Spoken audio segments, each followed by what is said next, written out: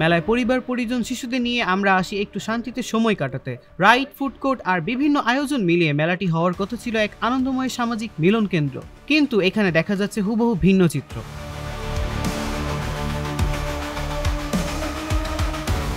বলছি Demra Konapara green model টাউনের গড়ে ওঠা বিশাল মেলার কথা। মেলার ভেতরে গড়ে উঠেছে কিছু রেস্টুরেন্ট, ফুড কোর্ট, যেখানে তৈরি করা হয়েছে ছোট ছোট প্রাইভেট কক্ষ। এসব কক্ষে উঠতি বয়সের তরুণ তরুণী ও স্কুল পড়ুয়া শিক্ষার্থীরা এসে লিপ্ত হচ্ছে অসামাজিক ও অশ্লীল কর্মকাণ্ডে। দোকানের স্টাফরা নানান কৌশলে কাপল দেখে আবদ্ধ কক্ষে যাওয়ার কুপ্রস্তাব দেন।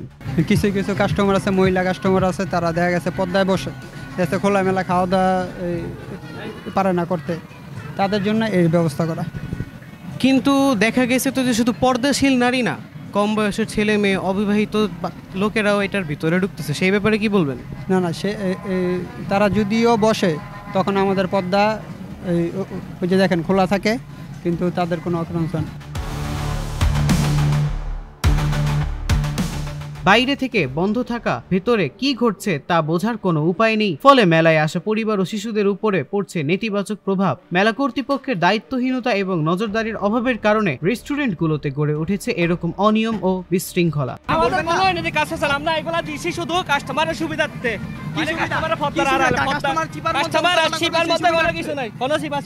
এই মেলা এখন হয়ে উঠেছে অশ্লীলতার আখড়া। দোকান মালিকের কাছে প্রশ্ন করা হলে আবদ্ধ কক্ষের উদ্দেশ্য কি, ভিতরে অনৈতিক কার্যকলাপ হলে তার দায়বদ্ধতা কার, সকল প্রশ্ন এড়িয়ে আমাদের উপেক্ষা করে চলে যান দোকান মালিক।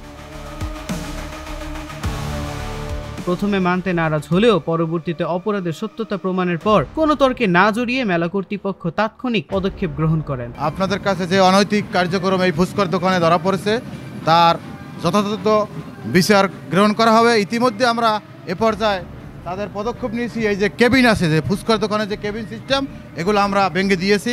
পর্দা সিস্টেম আর থাকবে না, কোনো দোকানেই না, একটা না, কোনো দোকানেই ফুচকার দোকানে এই পর্দা কেবিন সিস্টেম আর থাকবে না। ওপেনলি সবাই ফুচকা খাবে।